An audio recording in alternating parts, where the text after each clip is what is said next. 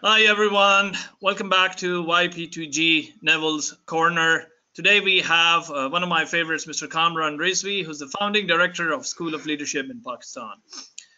Let me give a quick introduction. Mr. Kamran Rizvi brings with him a wealth of cross-cultural management and leadership experience, having worked in Europe, South Asia, and the Middle East for over 3 decades. Mr. Rizvi has mostly served clients across Pakistan in a range of sectors and industries. His learning and development interventions also include clients in the Middle East, Europe, and North America. He's a graduate of Dale Carnegie Inc. and have attended various executive courses at Harvard Business School and Wharton. He has authored 5 books on personal improvement and leadership and is a regular contributor of articles to Blue Chip magazine, a leading business publication in Pakistan. He divides his time between Toronto, London, and Islamabad. So, Kamran bhai, today from London we have Mr. Neville Gaunt, who's the host for this Neville's Corner. So, Neville, over to you. Please proceed with a formal interview now. Thanks very much, Ali. Thank you very much. And as listeners will already know, the purpose of these interviews is to give young people the facts.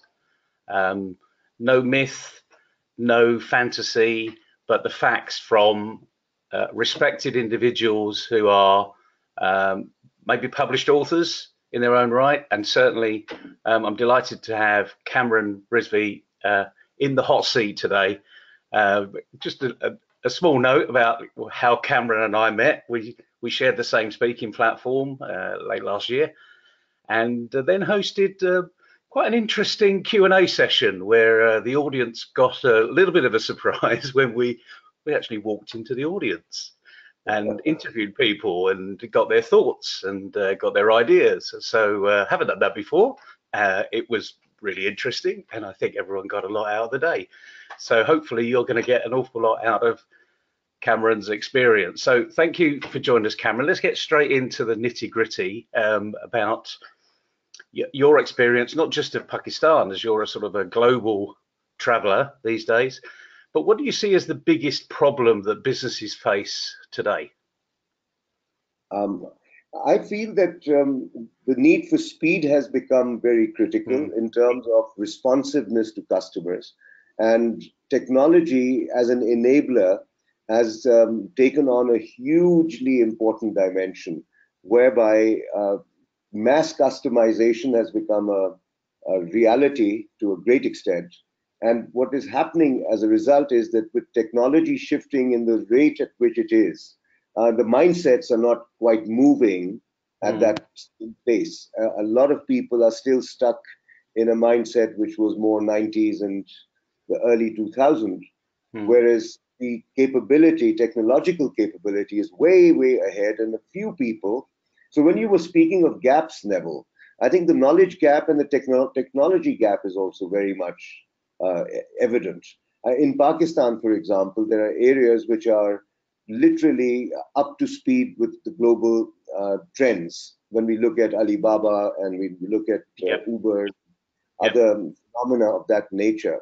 So there are a couple of thousand people, I would say, who are up to speed. But then there's a huge population below that who are catching up.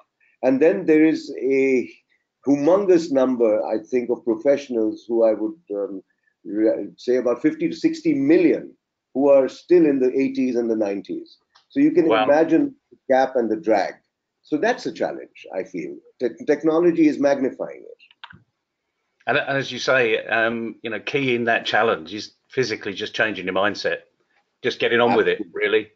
I know you and I have got smartphones and we're of a similar age, and we just accept it. And if we don't know how to use it, we play around with it, or we probably give it to our children to say, "Help me." which I do. In this particular instance, I requested Ali Jafri to help me with the GoToMeeting, and he nursed me in this because I'm more familiar with other medium. But there you go. At least I'm adaptive and receptive, as Ali was out. And as we just to mention a note on it, I saw an excellent cartoon way back in Washington Post where a father comes to the son and and gives him a ball. He said, "Son, I'll teach you how to throw a ball, rather a baseball, and you teach me how to send an email." So this is still living. That's barter. Hey, that's not a bad barter. That's not a bad barter. So let's move into the fact that we've got recruitment happening all over the world as well, and one of these things is having the right mindset of the recruiter as well as the person they're recruiting. So what do you think recruiters look for in new candidates, whether young or old? Actually, I mean, I think they look for the same type of person. What do you think they're really looking for? What characteristics? It's interesting you ask that because John Maxwell, who's big in leadership, also mentions recruitment as the key to ensuring that leadership is established at every level. And coaches tend to find that it's easier to coach people who have the right mindset, creative, analytical thinking, independent thinking, and also who are brave enough and wise enough to speak from their heart in terms of what they view as being good for business, as opposed to kowtow to the culture itself. So these are some of the qualities recruiters are looking for. However, the challenge is that do the recruiters have the same qualities in them? And very true. Because you will only attract the kind of people that you are as an organization. And if someone erroneously enters the system, will be out in no time. And oftentimes this is where the dilemma lies, that organizations, when you ask them what kind of talent are you looking for, they describe a brilliant list of items, which includes creativity, initiative, mindset, a growth mindset in particular. And then, of course, when you ask them, are you that way? Are your people that way? And then there is dissonance. So yeah, that's my 2 bits on recruitment. But yes, it's so crucial that organizations hire people who have 3 capabilities. And I often tell, in Pakistan in particular, because I spend most of my time here, that jobs are there for all people who can add value. And adding value is something that is as classic as Peter Drucker's practice of management. And that we can't get away from. For example, any individual who can see the fit between himself, his capabilities, and the organization's requirement in terms of profitability, growth, and sustainability, and can see how through his role or her role, he or she can make that difference, positive difference in these 3 dimensions, then of course, even if there's no vacancy, the organization would be very happy to look at the candidate. And I find that going through a traditional route is normally not the way, because, for one position, there could be 1,000 applications. And there are ways of sorting, screening, and shortlisting. And sometimes good talents just fall by the wayside. And I often urge young people to do their research, because with technology, you have access to all kinds of companies on the internet. You can look them up, study them, contact the key people by email, go visit them, conduct some research, see if there's a fit between the company and you, and see how you might be able to add value. And by exploring it in that manner, you go with a giving hand as opposed to, will I get a job mentality. And Kamran, right. It's interesting you brought about the organizations or recruiters or employers, whether they have the required mindset to hire, the people they're actually seeking for. What about academics? Because they are responsible for nurturing these youth, young people, students.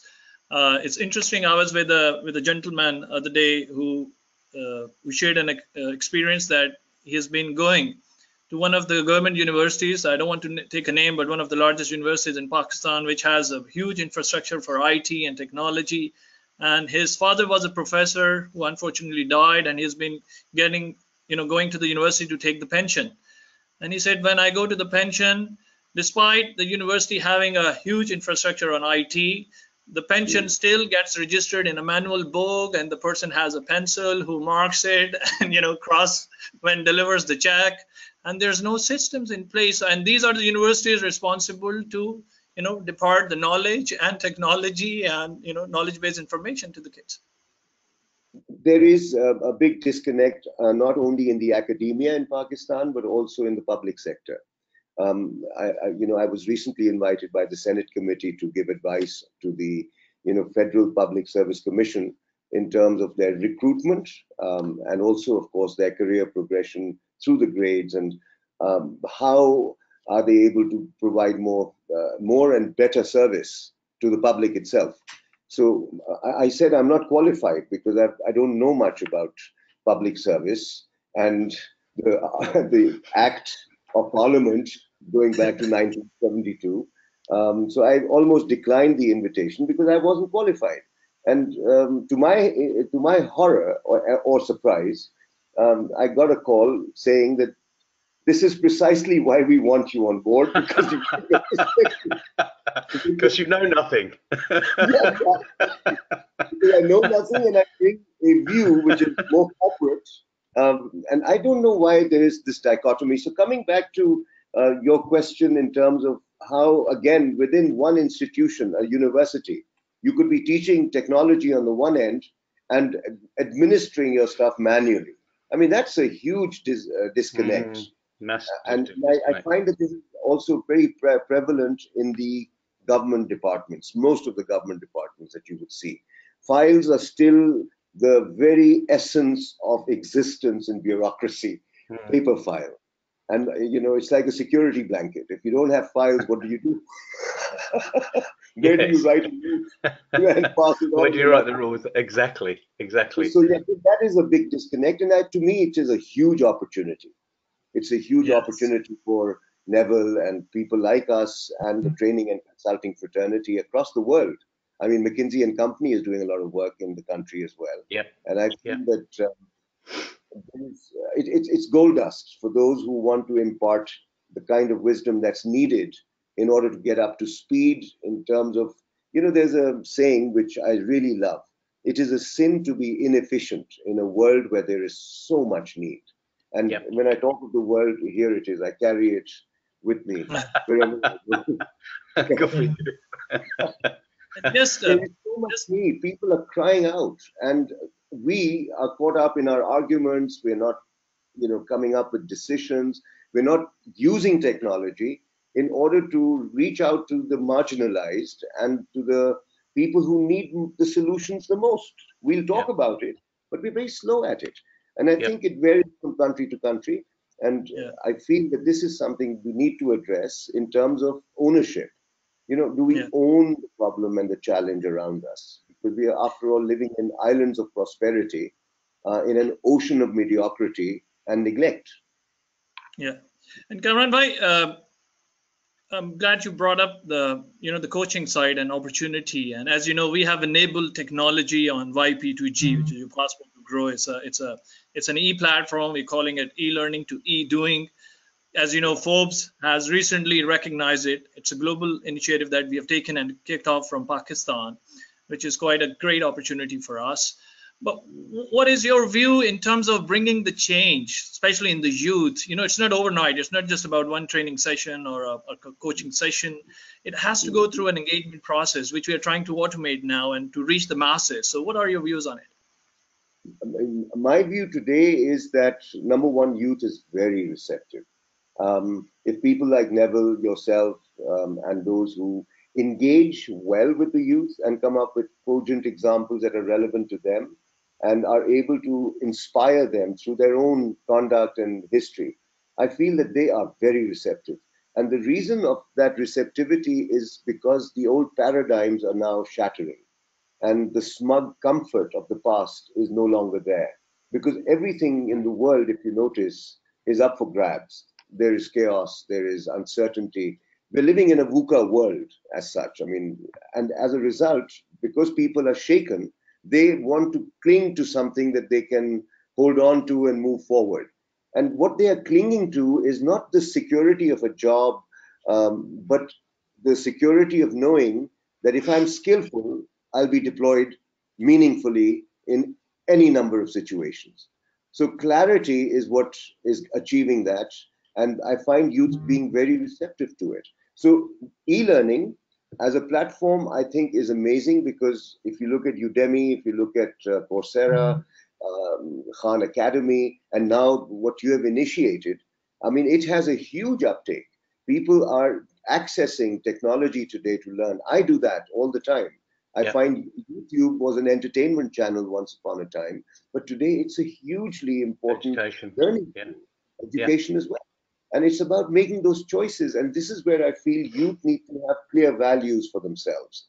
And if they have those values, they'll make wise choices and decisions on the net and access programs that will help them not only become more, let's say, aware of what's happening around them, but also how they can contribute and add their voice to the cacophony around.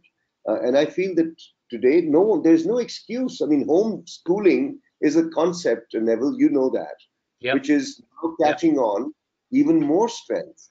And I find that today, an individual who can read and write and is numerically astute can learn so much just sitting at home and interacting with people by networking. So e-learning, I feel, is a catalyst. And I'm very, very happy that at the right time you've come in to ride the wave of the learning culture that we are seeing evolve. And youth are catching on very fast, and I'm so glad that they're open to it. And as soon as the penny drops in their mind, they become activated. So they don't need hot baths from time to time. They don't need motivation. Once they taste blood, they go for it. Absolutely. A bit like a shark. As soon as they can Yes. see the blood, taste the blood, they'll go for it. And the interesting thing, Cameron, is I think that is a global phenomena. And funnily enough, if we were to wind the clock back, let's say, 40 years, when you and I were sort of in our teenage arena, we were hungry. Yeah. We wanted, we believed our teachers were telling us the truth. We believed what our parents said was right. Yes. Um, Yes. there were, in many respects, then there wasn't Google, there wasn't YouTube, there wasn't the Khan Academy or what have you to say anything different.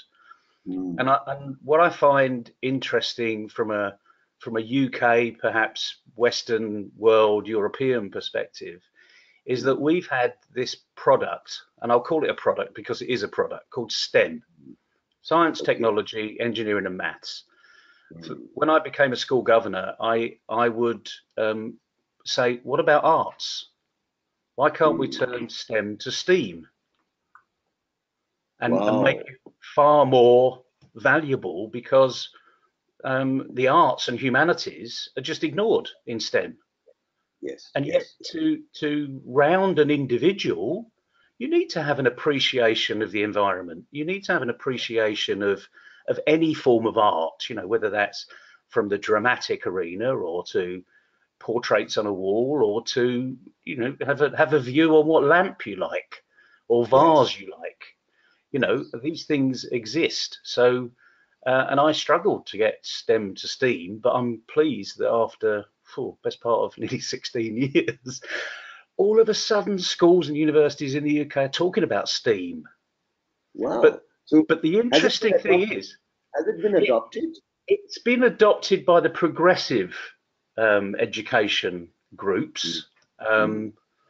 So I would say probably we have a grammar school arena here, and I Mm. would say it's probably been adopted by them. But the interesting Wonderful. thing I find, Cameron, is that these, and there are 10 STEM skills. I was Mm. privileged in the mid 1980s to be part of the first team that were Mm. asked by the government to say, what qualifications, what skills do young people need? Mm-hmm. And we basically turned around and said leadership and soft skills, because Right. soft skills are the hardest to learn. Yes. And we True. came up with a list of 12, I believe, and now Mm. that's been whittled down a little bit, integrated into 10. Sure. We've got decimal over here, as you know, so 10's a good number. But the key thing, and the top one, is communication and interpersonal skills. True. True. Without them, as Yes. you well know, as you, being the School of Leadership director, the founding director, the great importance of leadership. Mm. Because if you can't lead yourself, what right have you got to lead anybody else? True. Absolutely. And you mentioned John Maxwell, and I'm sort of countenancing that into Ali's comment about the IT school, university. You know, John Maxwell said, leaders show the way, go the way. Oh, have I got this right? I'm trying to think which way it is. And No, get I out beg of your pardon. They know and get out of the way. Yes, know the way, go the way, and show the way. Yes, But yes. the massive disconnect between a college that's there for IT that can't get its own IT systems in place. Right. If a student starts to look at that, they're going to say, "Is this group so really advanced in IT?" They're going to start asking questions. True. So if your back office systems don't represent what I'm learning in the classroom, Yes. am I learning the right thing in the classroom? Correct. Lead by example. I think that is absolutely where it boils down to. We have to lead by example. We need to do it for ourselves, show it to others, get them to join in, get them to do it. And it is, oftentimes when I address senior audiences, particularly those who are in the C-suite, I start somewhere by saying that I'm not really interested in finding out what you know. I'm more interested in our conversations being around what we do on a day-to-day basis, because it is our doing which ultimately produces the outcomes we experience. And oftentimes I find people tend to be quite happy knowing a lot of good stuff, but don't feel obliged to carry out some of it. I don't know why that is. So I often give an analogy, Neville, which is that I saw a guy walking naked with a suitcase. So I said, "What do you have in the suitcase?" He says, "I have clothes." So I said, "Why do you have clothes in your suitcase and not on your body?" He said, "Well, am I supposed to wear them as well?" I thought people on Earth had to. That's brilliant. That's absolutely brilliant.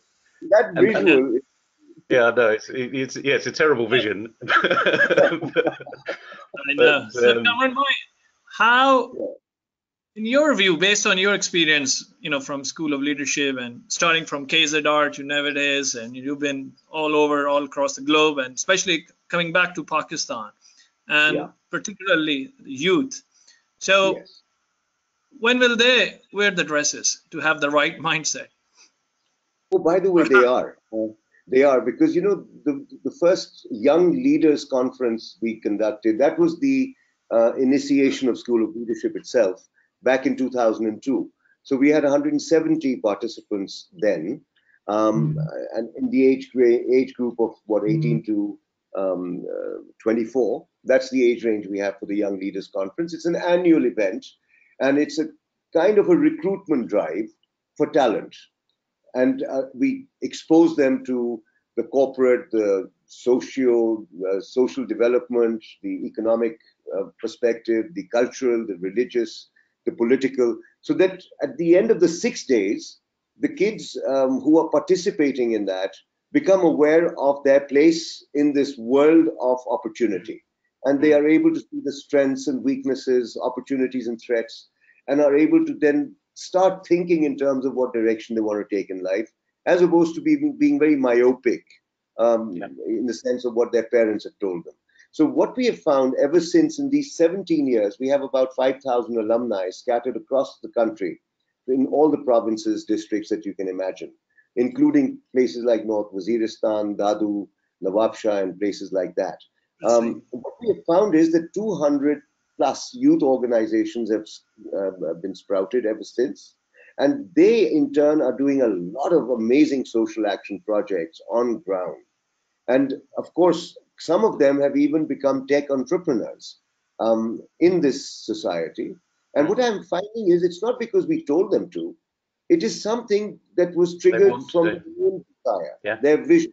And, I'm all for Neville's effort in the direction of attitude and mindset, because once we can get them to reflect on the power of the resources behind their eyes and between their ears, I mean, magic happens. And that's what I have seen plenty of examples of. Of course, not enough, but it's a starting point. It's a start. It's a start, and the key Quite a huge thing number, to that 5,000. is, well, but the point here is the things have happened as a consequence of what you've done that you didn't direct them to do. Exactly. They didn't ask permission. Yes. They did the Nike thing. They just went and did it. You know, Yes. just do it. And there's a wonderful ripple effect that happens. So when we work with organisations, when I'm in the MindFit world, and you saw, you know, when we were both presenting on that stage, you carry people along with you, but then it turns and they suddenly realise they're leading. Yes. And that's the key art of being a great coach or a great developer, really, because it's their world. It's a bit like being a comedian on the stage, really. They're all laughing along with you, but they're all laughing at something else. Or you don't drop the pebble. And what we always find is that if we work with a large organisation, we work with less than 10% of the whole organisation, because you've only got to get to 10% for that ripple effect to happen. All of a sudden, people's behaviour changes, and everyone looks around and they're, what's happening? You know, you're talking to me, you're asking me how I feel. And that's the art of great leadership, really. But you know, you and I can wax lyrically over this with our experiences. Yours more of a leadership developer over your many years, and me as a little accountant in the world of oil and gas. You know, doing things hopefully the right way. But now I've sort of seen the light, and that's what's brought me out of retirement. But let's get back to your experiences. I'd like to drop a bomb into this conversation, because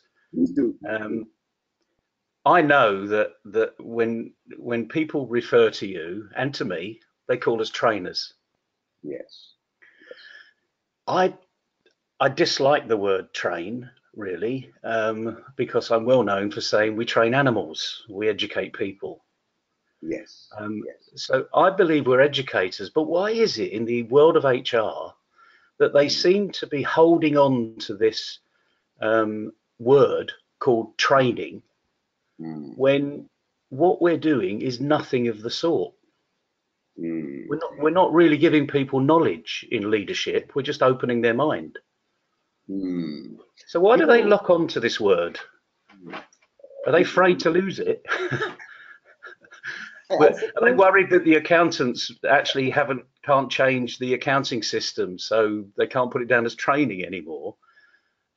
My take is similar to yours, with an augmentation as well.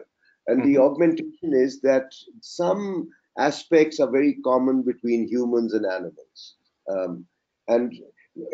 Training a term which is very common to monkeys, horses, dogs, and human beings, who are social animals, right? So from that standpoint, I think training's relevance is established, and often sometimes we have to tell people the value of training by giving examples of horses and dogs. And if you look, it works with them, I'm sure it's going to work with people. Yeah, that's a leap of faith, but there you go. If dogs can learn, and if the horses can learn, I mean, sure enough, your people will learn too. So yeah, after all, it's only 5 inches. It's roughly 5 inches. That's all you've got to do. No.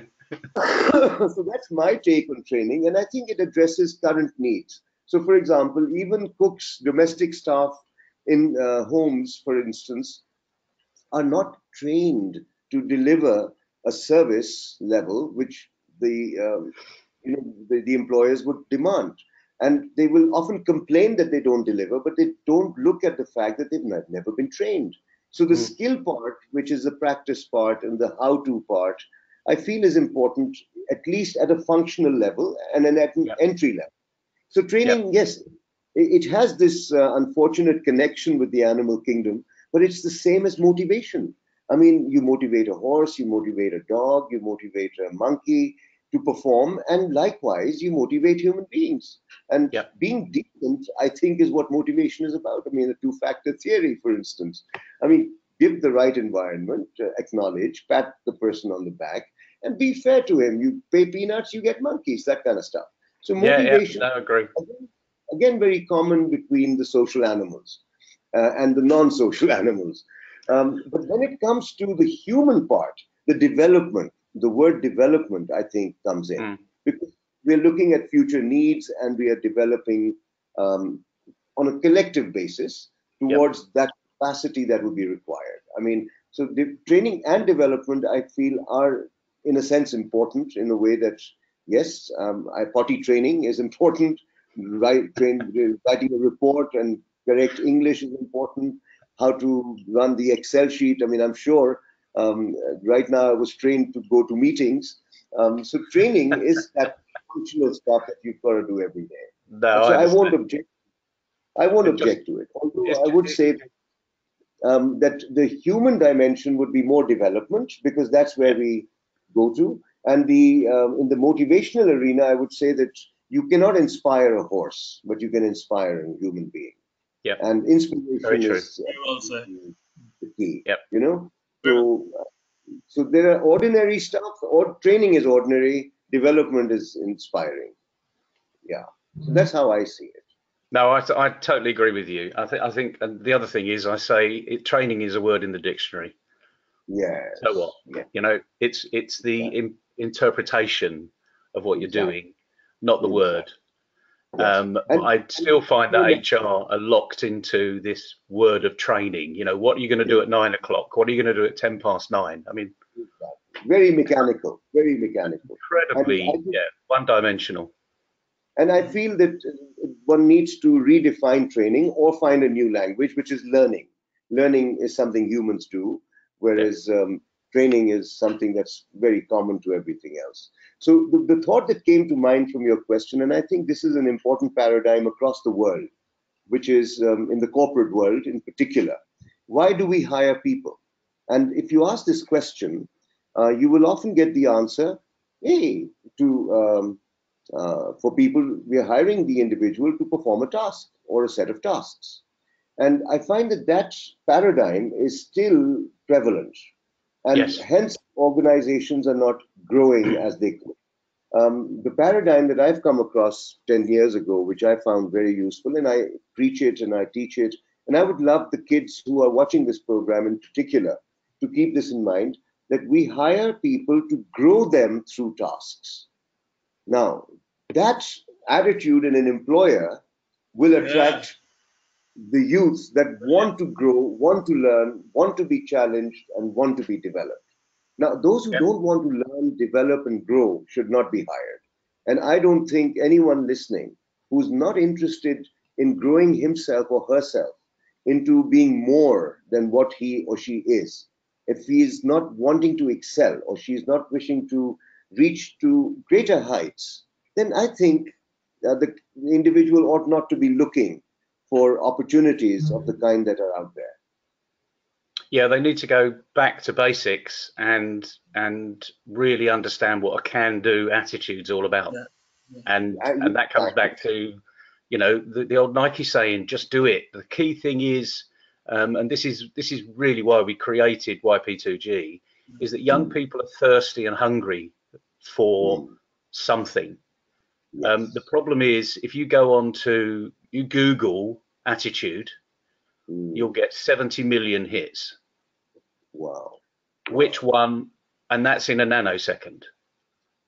Which one are you going to believe? Which one's there for you? You know, most young people have been to a school and university and they're locked into that education system.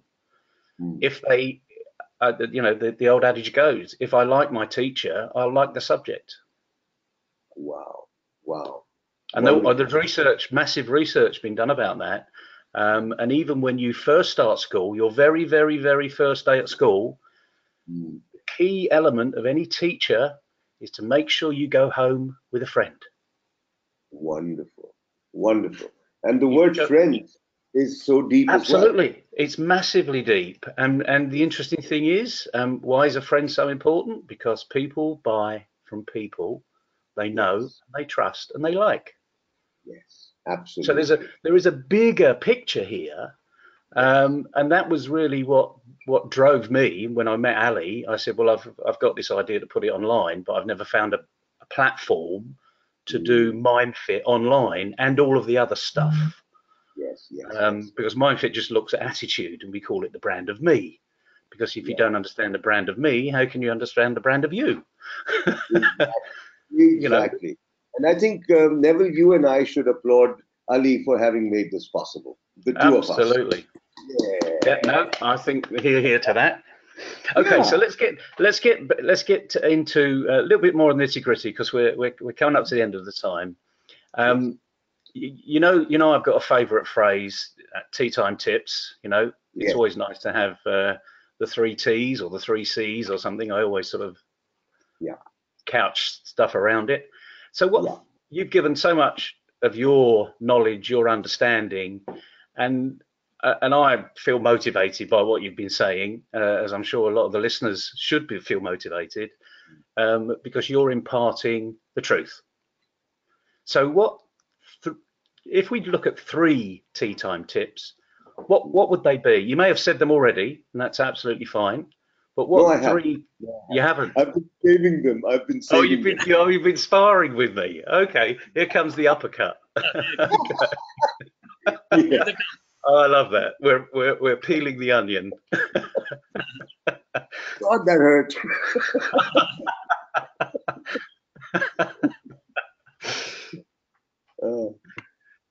So over to you. 3 tea time tips.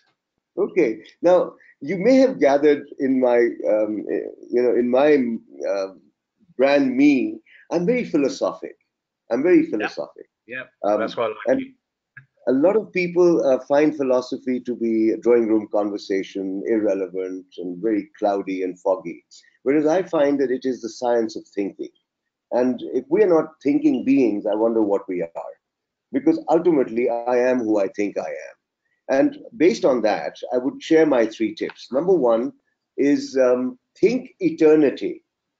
Think eternity. And I say that because there is a saying I came across about 20 years ago, which says, when you teach, you touch eternity. Because you and I may not be here 50 years from now. But one thing is sure, whatever we impart carries through time. And in Pakistan, I ask question like, on whose head did the apple fall? And majority of the people just sitting there say, Newton. I said, hold on a second, was he your uncle or something? I mean, how come you know him from so many years ago?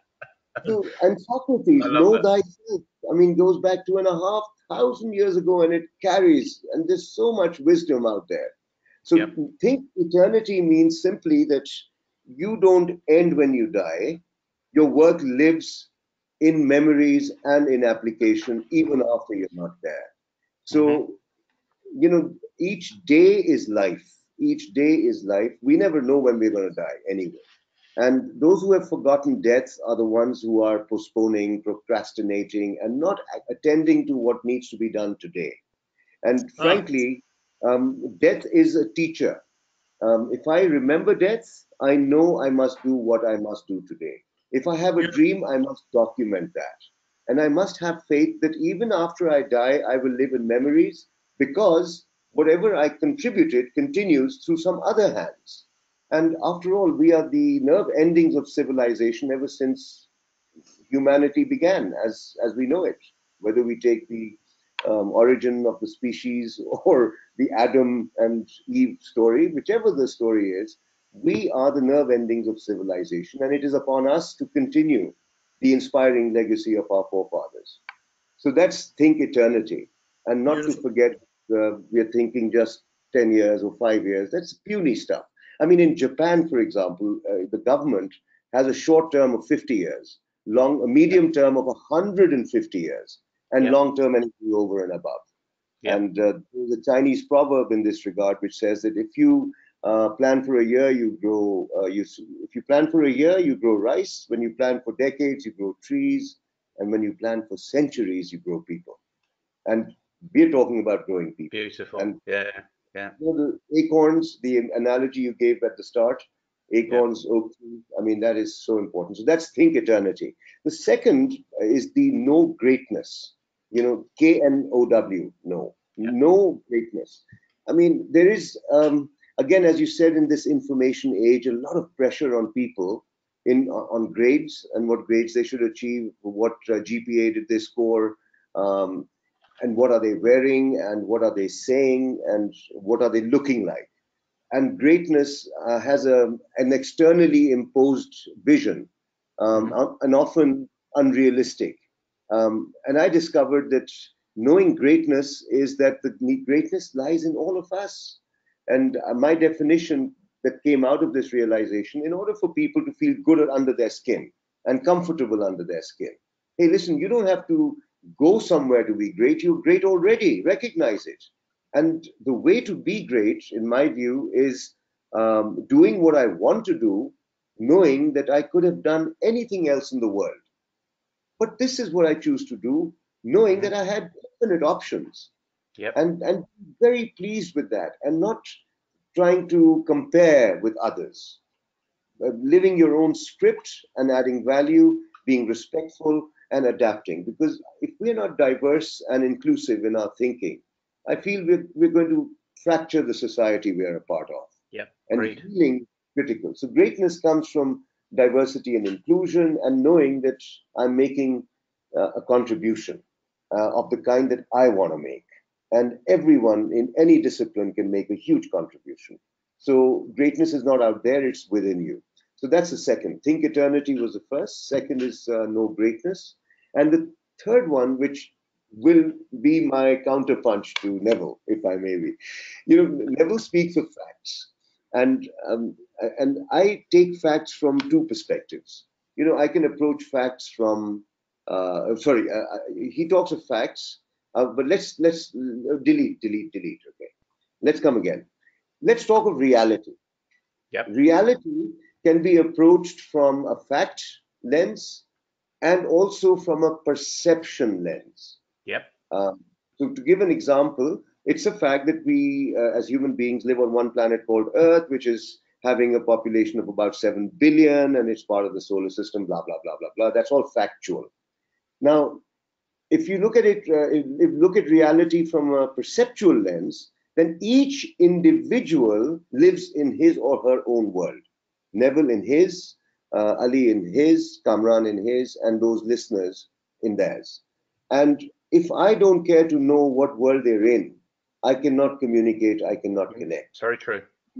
And so our sense of reality is also very interesting, because if you think about it, reality is what we make it. It's our attitude that will help us to see in reality that which is inspiring and hopeful. Because at times, if we don't interpret events to our advantage, they can be very depressing. And it's the attitude that we keep talking about, I think, which helps us see opportunity in adversity. Otherwise, factually speaking, a lot of people would die of depression looking at what's happening around. And I feel you can get wrapped up in it. Yeah, absolutely. So to summarize, the first one is think eternity, second is know greatness, and third is shape reality. These are the three tips I would give to any young individual who's stepping out there, that you're enough, you're good enough, you have it in you. You just need to decide on your values, make decisions, imagine a possibility that you would like to pursue, talk to people, learn from them, and just take the first steps. Be prepared for risks. You will fail, and failing is not a bad thing. And a lot of times, fear of failure is paralytic. I mean, people just stop, they freeze. And I think that confidence we speak about is what we need to do. And there's no worry about earning. Income, everyone can get. Add value, you get value. And I feel that learning is critical. Well, I didn't know what your 3 tea time tips were going to be. We don't plan, we don't direct you in any way, and I'm delighted you ended on the badge of reality, because, as you may or may not know, I did sort of touch on it when I spoke in December. Yes. But we look at reality-driven leaders. Yeah. Not my reality, not someone else's reality. It's your reality. And by raising your awareness of your own circumstances, you will drive your reality. So we have this in Mindfit. It's a very senior leadership program, but we have this program we call reality-driven leadership. And in some respects, that's what we've included at a lower level, because we're taking people on a journey here, and that journey is life. So we can only do so much in a short program, bite-sized chunks, if you like. But the key thing, the overall key part of what YP2G is doing is helping you raise your awareness. Yeah. Because as soon as you raise it, you'll get there. Yes, and I feel that to conclude on this very quickly, an activity that I'd like your listeners, viewers to carry out is simply to write a paragraph of who they think they are as individuals. Because I am who I think I am, and I feel it is for the individual to write and script that these are my strengths, these are my passions. This is where I would like to invest my energy. These are my priorities, something of that nature, a one paragraph essay, which can of course evolve and develop over time. Because if I'm not clear in my own mind who I am, others will be confused forever. And a confused network never achieves any results. So clarity in self, as you say, brand me, and then brand you. It's so crucial, because that is where the definition comes, the self-concept, etc. And I'm so glad, Neville, that you and Ali combined have made a start and are actually gathering speakers who can engage your audiences and benefit them. So I salute the two of you for a great job, and I would like to say thanks. And please conclude whatever you wish to and however. Okay, well, I'd just like to say we've never been given a workshop at the end of an interview so far, so thank you for that. And it's a brilliant workshop, and it's so simple to do. And, it's still hurting, by the way. But the nice thing about what you're saying is once you've written it down, you start to believe it. Yeah. And if you type it into a computer, you really start to believe it, because it's actually in type now, so that must be right. And then if you dare, you can start to share it with your friends and say, do you think that's me? Now that may be a bridge too far, initially. It needs a lot of courage, it needs a lot of confidence, and you need to be humble. All those wonderful words, again, they're all in the dictionary. A lot of leaders don't understand them, but hopefully we'll get hold of the youth that will understand them in the future. So I'd just like to finish my side and say thank you so much for sharing your experiences. I know it won't stop here. I know we will be taking this conversation on further with you. It'll be a pleasure. Wonderful. And with your experiences, not only can we jointly guide the youth, but ultimately we can leave a little bit of a legacy that we know that they're in a better place than they were yesterday. True. And that's all we need to do as parents, really, and people like yourself, are global parents, really. We've taken on the responsibility to stand up and say the reality that we see. So that's really key. So thank you once again, Kamran. I know how Ali will be taking little snippets out of this and passing it around, because there's so many nuggets in here, not surprisingly, that young people will start to listen to and get on with it. Just do it, good old Nike.